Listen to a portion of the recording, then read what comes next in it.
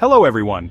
In this video, I will show you a simple recipe for a multifunctional, healthy top dressing that you can use to increase the yield of tomatoes, cucumbers, and other garden crops. This top dressing consists of using milk or whey.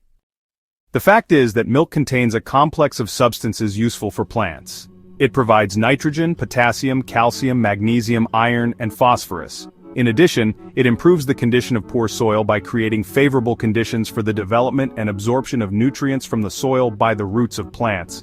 This happens due to lactic acid bacteria, which not only release useful substances that support plant nutrition and development, but also suppress various rotting processes and diseases such as root rot. To prepare this top dressing, take 1 liter of milk or whey and dilute it in 10 liters of warm water.